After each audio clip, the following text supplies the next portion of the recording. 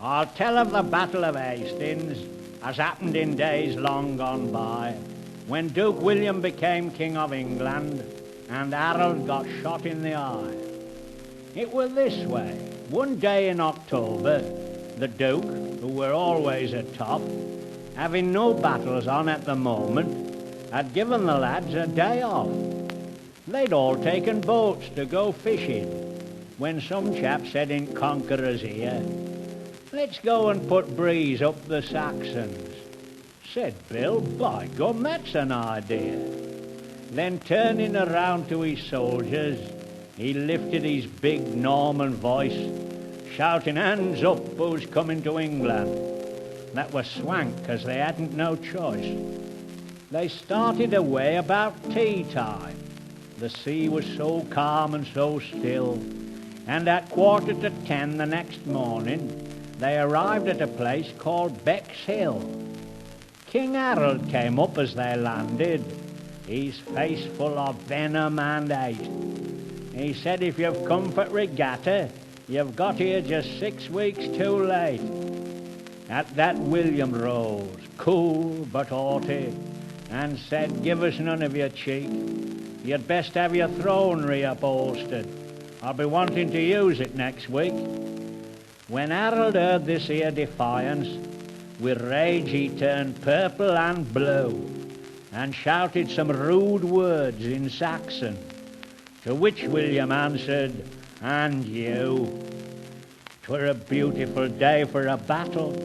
The Normans set off with a will, and when both sides was duly assembled, they tossed for the top of the hill. King Harold, he won the advantage. On the hilltop he took up his stand, with his knaves and his cads all around him, on his horse with his hawk in his hand. The Normans had nought in their favour. Their chance of a victory seemed small, for the slope of the field were against them, and the wind in their faces and all. The kick-off was sharp at 2:30.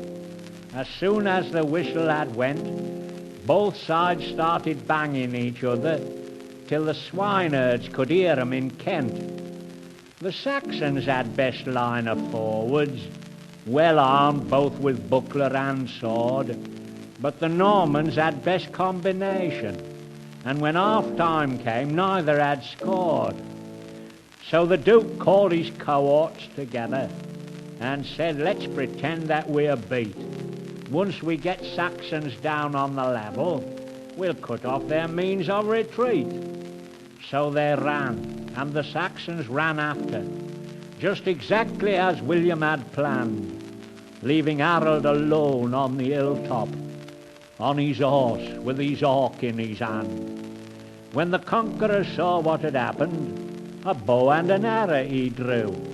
He went right up to Harold and shot him. He were offside, but what could they do?